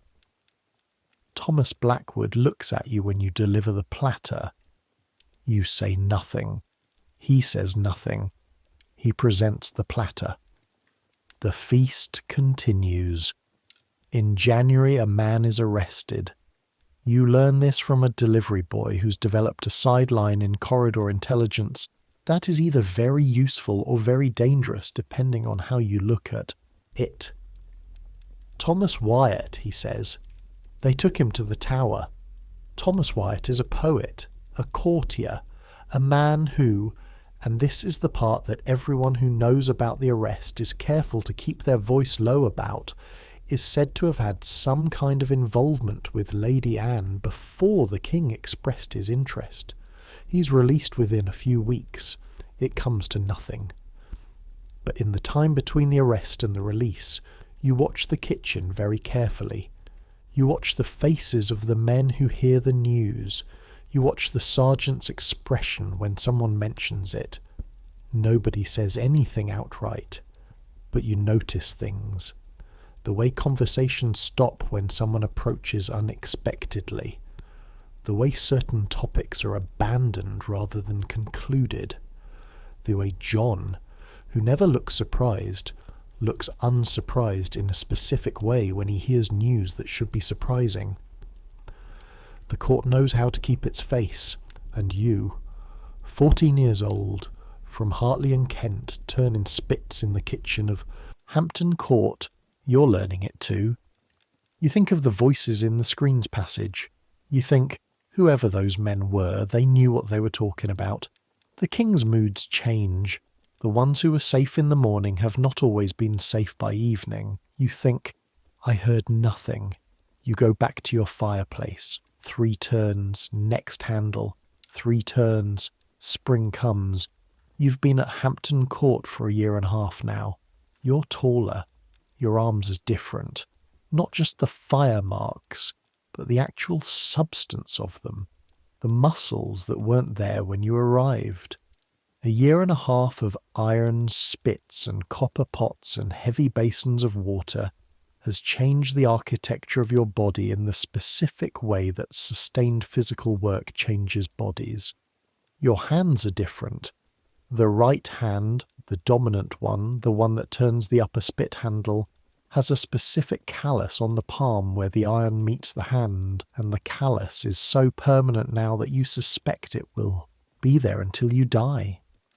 It doesn't feel like a callus anymore. It feels like skin that has decided to become something more than skin. A different material, denser, occupying the same position. Your face is different. You know this because there's a section of polished copper in the kitchen. Not a mirror, just a section of pot that's been polished enough to reflect.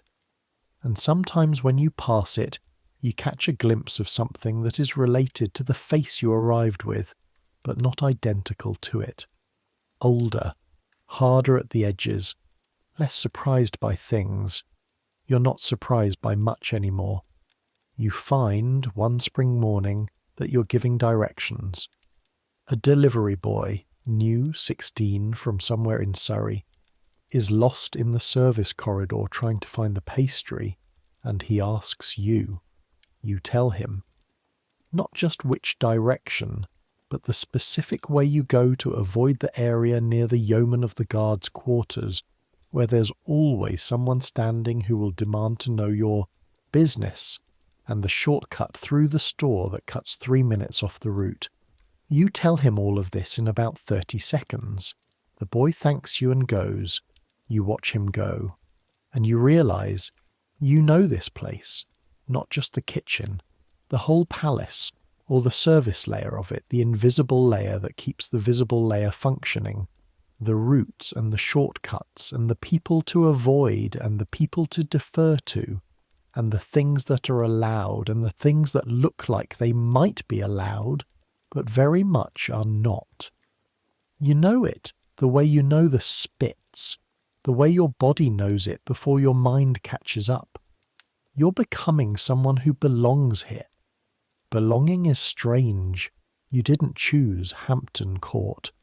Hampton Court chose you, or more precisely the Vicar of Hartley chose you, and the letter of introduction chose you, and the sergeant of the kitchen chose you from a group of boys who arrived on the same November morning.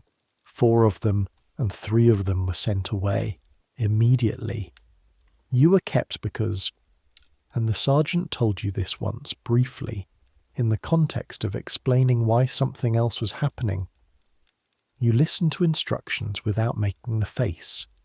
What face? The face that says you think you already know. You think about this sometimes. You think about the boys from that November morning who were sent away, where they went, what they're doing now, whether they found better positions or worse positions or no positions at all. You don't know. But you're still here.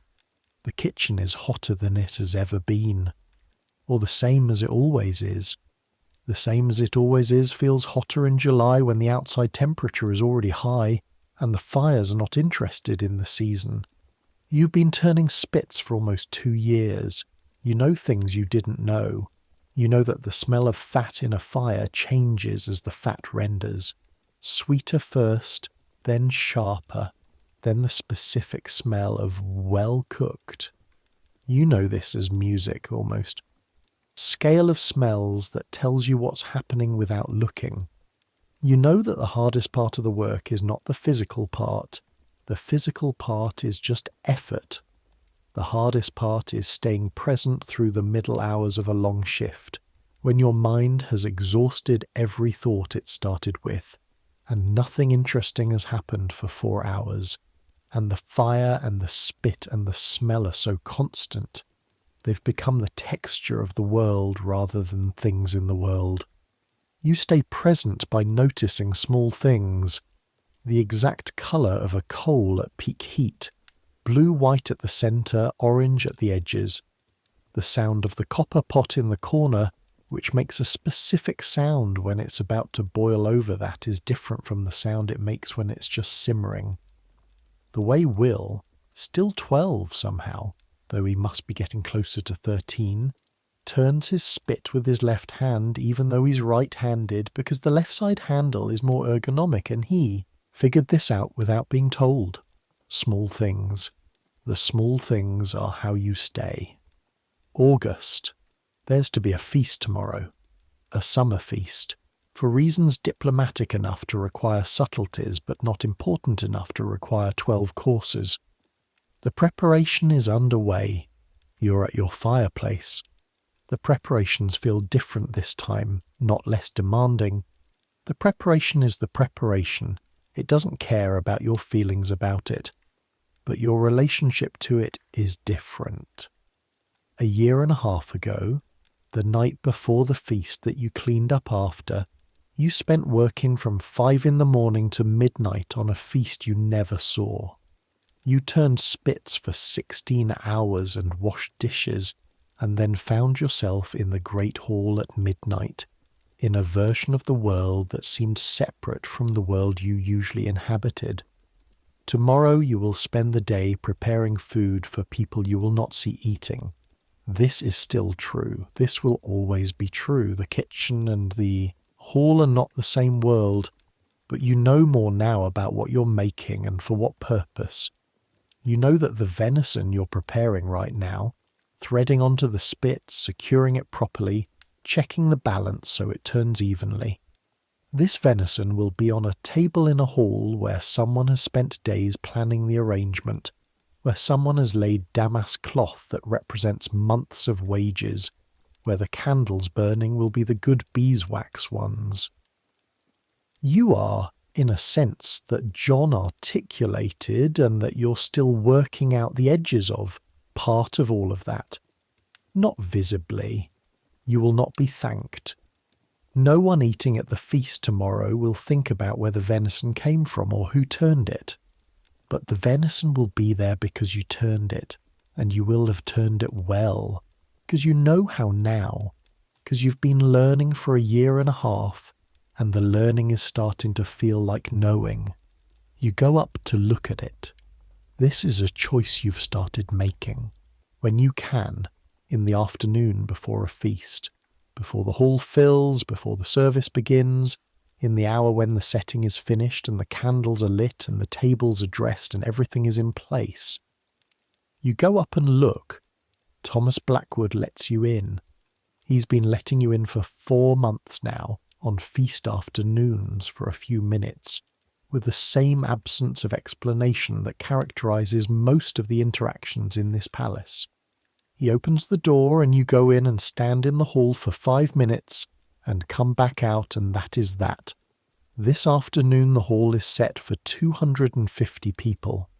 Not the full 300, a slightly smaller feast. But the tables are full, the cloths are white, the candles are lit, and the hall smells of beeswax and freshly strewn rushes, and a faint, clean cold from the stone walls that will disappear once the people and the candles raise the temperature. It looks like what it is. A room that is waiting. You stand in the middle of it. Outside, you can hear the palace going about its afternoon business. Footsteps in corridors, distant voices, the sound of something being moved in the serving area. In here, silence and candlelight and the smell of preparation. 250 people are going to eat in here tonight, and they all eat well. You made sure of that. The feast, the banquet, the royal table spread with silver and served with ceremony. We talk about it the way we talk about theatre. A spectacle, a performance, something done for an audience. And it was. It absolutely was. But standing here, in this hall, having spent a year and a half learning what it takes to produce a night like this, you know something about the banquet that the history books don't always say. It takes a lot of people who will never be remembered for it. The turnspit boys, whose fire marks will be on their arms for decades. The washers, whose hands will crack and peel and harden. The delivery men, the storage men, the men who maintain the lead pipes and ensure the water flows, the men who keep the coal coming and the ash cleared, the women who launder the damask cloths, who will spend tomorrow washing the stains out of this year's worth of tablecloths, all of them making the thing that makes the feast possible. And in the hall, after the feast ends, when the guests are gone and the candles are guttering and the dogs are working the floor, in that hall, the record of all of their work is scattered on the tables and the floor, in the depleted dishes, in the stained cloth, in the bones and the crusts and the remnants of the subtleties. All of that work consumed, appreciated or not. That's not really the point. The work was done. The feast happened. People were fed. That's the point. You hear the music start. From below, turning your spit, you feel the vibration shift in the stone floor. The musicians are up. The feast has begun. Above you, 250 people are eating the food you prepared. You turn the spit. 3 turns, then the next handle. The fire crackles. The fat drips. The kitchen works. Late, very late. After the feast ends and the dishes come down and the washing is done and the sergeant has counted his silver and the dogs have been collected and the hall has been left to its own darkness. After all of that, you're in the kitchen. The fires are banked, the cauldrons are cooling. The 15 men who work through the night are at their stations. You're sitting on your upturned bucket near the first fireplace. Your arms rest on your knees. Your hands are in their normal state, slightly red, the callus prominent, the new burn from this afternoon already developing its own geography. The cut on your left thumb from a knife that slipped during the morning preparation, already scabbing over. Your hands are a record of the work, a document, everything written in skin. The kitchen is quiet, relatively. The sounds are the sounds that are always here. Fire, water, iron. The sounds that have been the soundtrack of your days for a year and a half and which you no longer hear as separate from the air, but as part of it. John is across from you. He's drinking a cup of small beer. He's been on shift since 4 this morning. It is now 1 in the morning. 21 hours. He looks the same as he always looks. Good feast, he says. I think so. The venison was right. You did it right. This is high praise from John, equivalent in the normal scale of human compliments to approximately a standing ovation. Thank you, you say. He drinks his beer. How long do you plan to stay, he asks. This is not a frequent question. This might be the first time he's asked it directly. You think about it. Long enough to know what I'm doing, you say. John considers this. That's not a time, he says. No. What's next? After you know what you're doing? I don't know yet. He nods, as if this is a reasonable answer, as if not knowing is a perfectly legitimate state of affairs for someone who has been here a year and a half and is 15 years old and has a whole life of work and decisions ahead of them. My first year, John says, I thought I would be here a year and then go somewhere else. London, maybe. There are kitchens in London. Better pay. Why didn't you? He's quiet. Walter, he says finally, meaning the sergeant. Walter told me I was good at this, that I had something useful. He didn't need to say it. He'd never said anything like that before or since that I can remember. But he said it then, a pause. And I thought, someone here sees what I'm doing. They see it, and they named it. That's worth something. You look at the banked fire. He told me something like that, you say, about the way I listened. John looks at you. Yes, he says. He would have noticed. The fire breathes. The fat from the evening's work sits cold in the dripping pan. You think about what it means to be noticed for exactly what you are. The straw pallet, the thin blanket, the stone floor, stone cold in the summer night. Peter, the 13-year-old from Shropshire, is asleep beside you. His breathing is the regular, slow rhythm of genuine sleep, not the occasional sniffling that marked his first weeks here. He has settled. He looks, in sleep, like what he is. A boy in a large place beginning to understand the size of it. You settle. The sounds of the kitchen continue around you. Iron on stone, fire breathing, water somewhere. These sounds mean you are here. You're in the right place. The work is being done. Sleep. Your arms hurt. They always hurt. It's the kind of hurt that has become the texture of comfort. The way the ache means you did the work and the work is done and the day is complete. An accounting. Every ache is a receipt. 24 hours from now the kitchen will be awake again. The fires will be up, the deliveries will come, the sergeant will appear from nowhere and begin the day's interrogation of the quality of last night's work.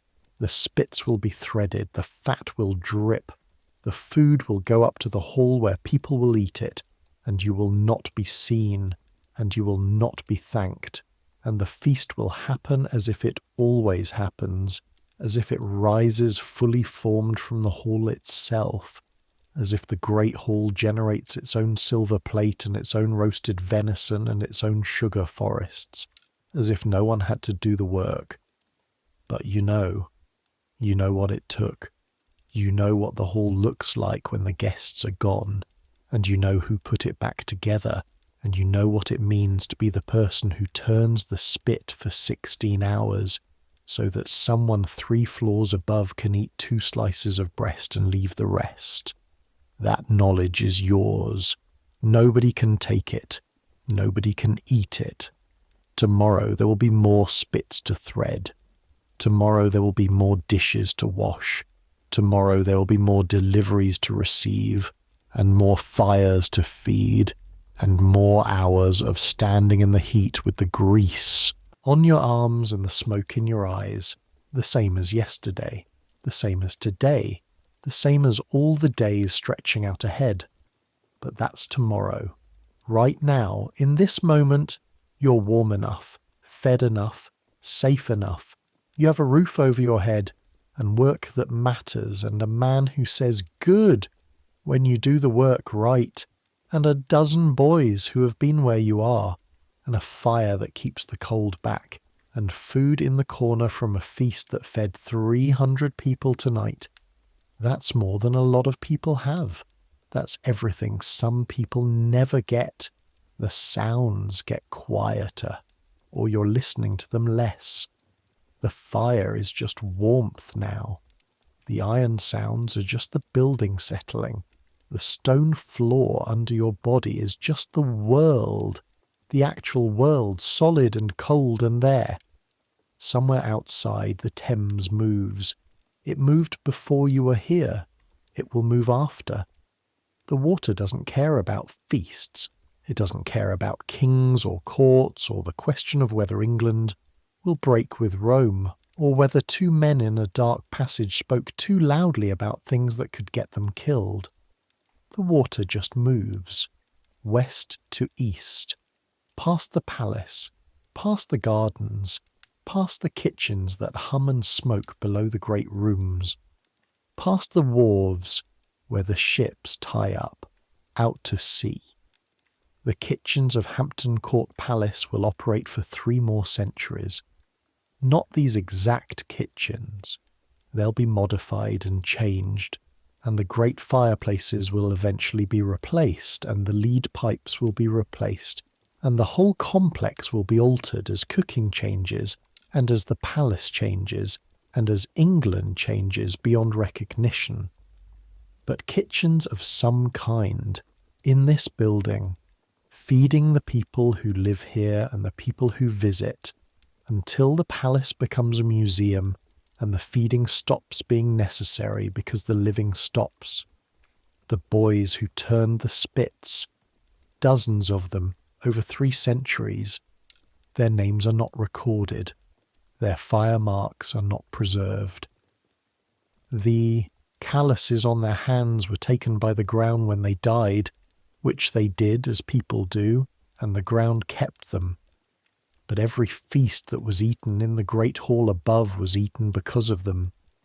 Every dish of venison and capon and roasted swan and marzipan subtlety that the king ate was eaten because someone somewhere below the hall was awake at 5 in the morning and kept turning until midnight. That's the record, not in a book, not in a name, in the food, in the feast, in the fact that the hall was always, without exception, full. 500 years from now, someone will stand in that hall and feel something they can't quite name. The weight of all the feasts, the weight of all the work, the weight of all the people who made it happen and were never named. They'll walk through the kitchens too. The fireplaces will be there, the stone basins, the hooks where the spits rested. They'll look at these things and try to imagine what it was like, the heat, the noise, the smell. They won't quite get it. You can't get it without being in it. But they'll try, and in trying, they'll be close to you. Close to the 14-year-old from Hartley, who turned spits and heard things he wasn't supposed to hear, and watched the sun come up over the Thames from a roof in October. Close to the feast, close to the hall, close to you. Let it come.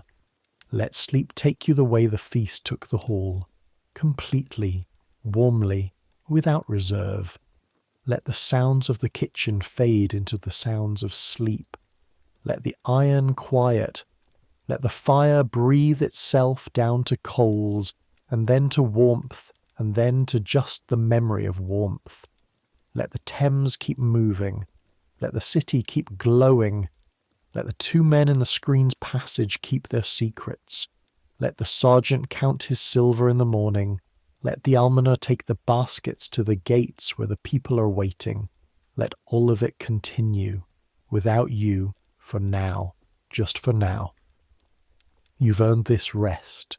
Take it, and dream of whatever dreams may come in a kitchen at the end of the world's most excessive evening, in a palace that's still standing, in a hall that's still there, in a city that's still burning bright against the sky 10 miles to the east.